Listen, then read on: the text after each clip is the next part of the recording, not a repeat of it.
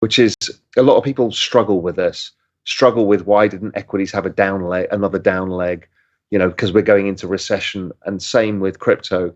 I'm just very, very bullish. Solana is probably a decent bet because it's got a lot of developer activity and network activity, which is why Solana actually comes onto my radar screen and others don't. Doesn't mean it's a bad protocol, doesn't mean the community's bad, doesn't mean anything. It just doesn't work for me because I have a framework.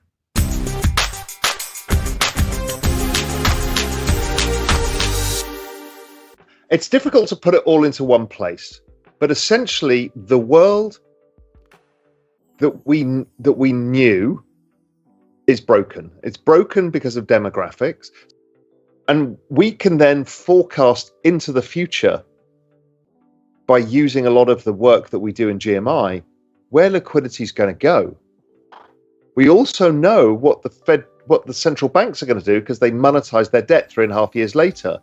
So we can actually build out models into the future where we think liquidity goes, and if assets are 97% correlated, we can forecast assets out into the future as well, which is what makes it an everything code. Now, it's a hypothesis, a thesis, needs to be tested.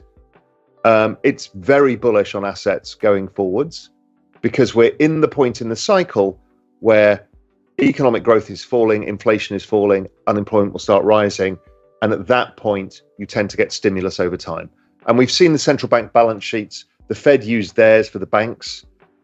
We saw Japan with the yield curve control, the UK bailing out its pension system. So bit by bit, we're starting to see the return of the debasement. And over time, it should accelerate at this point in the cycle. And that gives us a very good backdrop to assets, particularly crypto, which is the fastest horse in the race. Right. So what an asset is future deferred consumption. You buy an asset to maintain value so you can do something with it. Now, the S&P's done a good job at offsetting debasement, but it hasn't gone up. So you haven't actually got richer. You've maintained the same. Real estate is the little bit confusing. Well, gold, let's deal with gold. Gold has done a terrible job in all of this, which was surprising to me. I thought it would have done better. Right. Real estate does underperform, but don't forget, most real estate uses leverage, so it actually probably ends up a bit better. So it probably looks more like the S&P. But none of these things have added to your wealth. The only things that have added to your actual wealth, i.e. your ability to buy more in the future of other assets or whatever, is technology and crypto. Part of that thesis was you need to own something like crypto because it's got a right tail. It has a potential to generate higher returns because people are so in the hole from their real wages never going up. And they're so in the hole that they've just borrowed money endlessly. And so that's a horrible situation where you don't own assets and you just have more debt. Because in the end, your house isn't much of an asset because you need to live somewhere. So how the hell do you get out of this trap? And this was part of that How to Unfuck the Future piece that I did for Real Vision. The answer is you need to increase productivity. So how do you change productivity? That's the exponential age. That's the mass adoption of crypto rails for retooling the entire financial system, make it more efficient, faster, fairer. It's the adoption of AI technology to extend the power of human beings. It is the use of alternative energy sources to drive productivity growth. So I'm actually very optimistic, firstly, about asset prices. Because of this issue of debasement, we can make money from it, and we know which assets rise more, crypto technology. So that's going to help us unfuck our future. And this productivity miracle is where the answer is going to lie. So, I'm very much in line with Neil Howe's fourth turning. I think this is a fourth turning moment. I think what is going on is of an order of magnitude the largest technological change mankind has ever seen in the shortest period of time. And it's amazing to be alive in a period like this. Yeah, and humans don't deal with exponentiality very well. We can't think in those terms. And what we're dealing with here is not just Metcalfe's law of kind of network adoption, but we're dealing with all of these things compounding on each other, which is called Reed's law. It's very, very, very hard to get your head around. And I don't think our current infrastructure of government and establishment can even vaguely deal with it. I mean, look, they haven't dealt with regulation of the internet, let alone bloody crypto. How the hell are they going to deal with this? I mean, they're just not set up to do it because nobody knows, because it's moving too fast. Once you have this framework and you understand that it is forecastable, then our job is to extract it all away and just say, I need to own technology and crypto. And when we're turning at the turning points in the cycle is when I need to own the most of it. And so that's been driving me. Global liquidity bottomed in June. That's when I added to my ETH bet, and ETH was the first to bottom. When we got round to November, when other liquidity measures started bottoming, crypto, and October, Bitcoin and equities bottomed. Perfectly in line. And Ethereum didn't make a new low, so that was an interesting one to me. And that was another point to add to this bet. And then I was waiting for the hypothesis to play out a little bit further, and then I added a lot to as much of this as I could, both in crypto and technology. Crypto massively outperforms technology over this process, always has done. Right now, we've gone through a bigger down cycle, and right now, the Nasdaq's up 36%.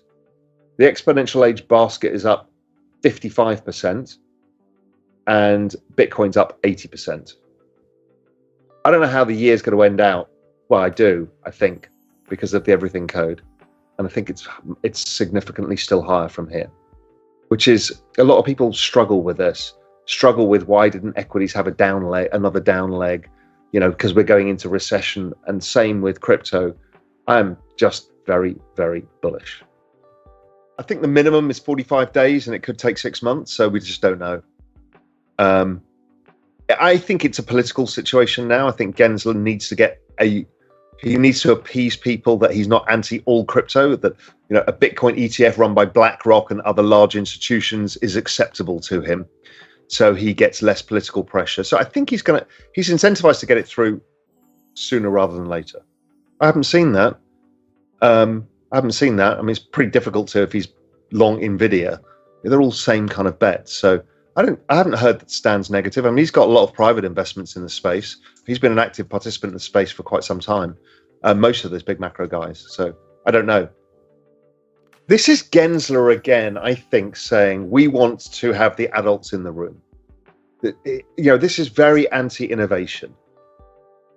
But it wasn't. I don't think they're building a retail platform. So, if it brings participation, I'm happy with it, as long as we're able to have innovation in the private sector outside of the traditional incumbents.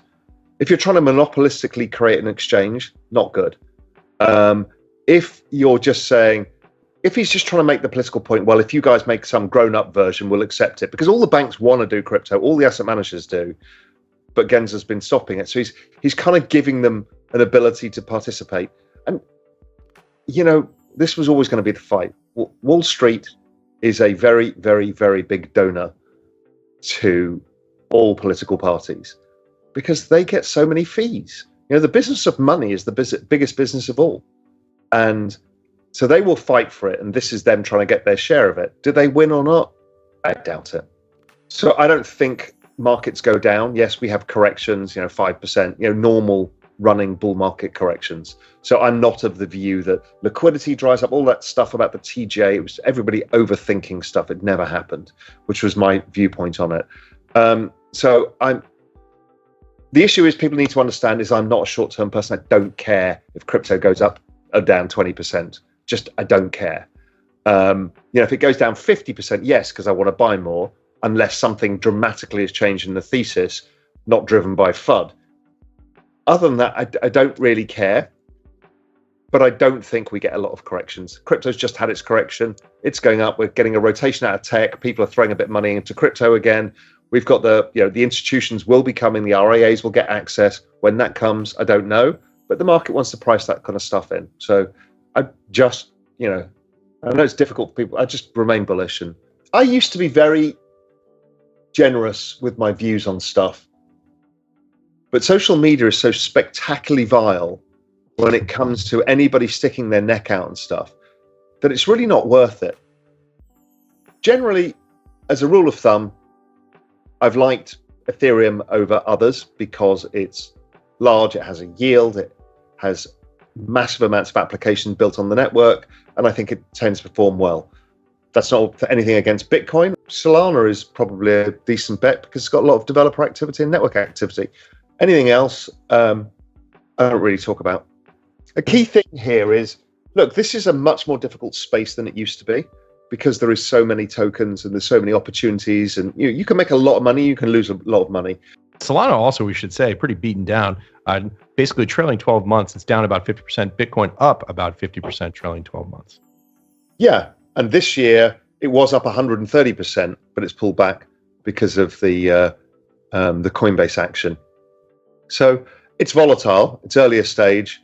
It has underperformed because obviously the selling from the FTX estate and other stuff has not helped.